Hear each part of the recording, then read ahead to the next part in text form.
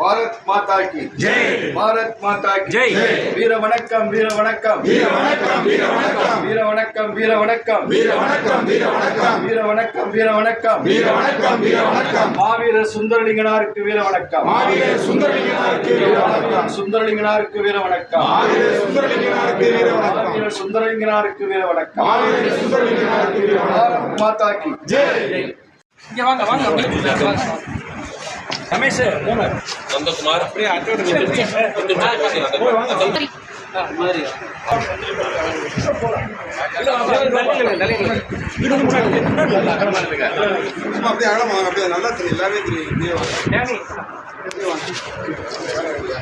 भारत माता की भारत माता की பத்திரிகை விஷயத்துல இன்னைக்கு அமலாக்கத்துறை குற்றப்பத்திரிகை தாக்கல் பண்ணியிருக்காங்க.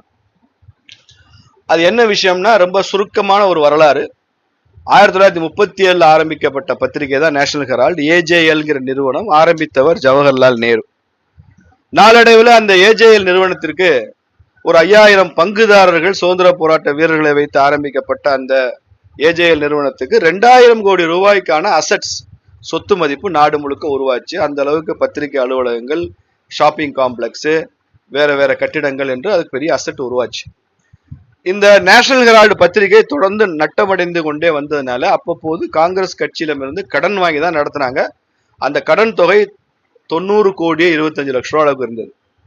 இப்போ 2010-11 ராகுல் காந்தியும் சோனியா காந்தி அம்மையாரும் யங் இந்தியா பிரைவேட் லிமிடெட்னு ஒரு நிறுவனம் ஆரம்பிக்கிறாங்க. அதில் அவங்க தான் டைரக்டரா இருக்காங்க.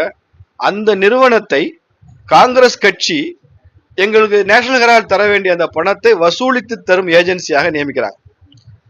அப்போ இந்த நேஷனல் ஹெரால்டை போய் பார்த்து இவங்க என்ன சொல்றாங்க, யங் இந்தியா நீங்க சந்தையில ஷேர் புதுசா ஆஃபர் பண்ணி அந்த 90 கோடி பணத்தை வாங்கி அதை காங்கிரஸ் கட்டிடுங்க அப்படின்னு சொல்லி அதனுடைய விளைவாக உங்களுடைய முழு பங்குகளும் எங்களுக்கு வந்துடும், யங் இந்தியாவுக்கு வந்துடும் அப்படின்னு ஒரு ஆலோசனையும் சொல்லி பணமும் வசூலிக்கப்பட்டு கடன் கட்டப்பட்டு விட்டது. இப்போ என்னாச்சுன்னா ஏஜேஎல் நிறுவனத்திற்கு நேஷனல் ஹெரால்டுக்கு சொந்தமான அத்தனை பங்குகளும் முழுமையாக யங் இந்தியா பிரைவேட் லிமிடெடுக்கு மாறுது. சுருக்கமா சொன்னா காங்கிரஸ் கட்சிக்கு சொந்தமான பத்திரிகையினுடைய பங்குகள் சோனியா காந்தி, ராகுல் காந்தி குடும்பத்தினுடைய பங்குகளாக மாறியது. அவ்வளவுதான் சார் கேஸ். இததான் சுப்பிரமணிய சாமி 2012 கேஸ் எடுத்தாரு, பாட்டியாலா உயர்நீதிமன்றத்தில் வழக்கு தொடுத்தாரு. அதனுடைய தொடர்ச்சியாகத்தான் இன்னைக்கு இதெல்லாம் பார்க்கிறோம்.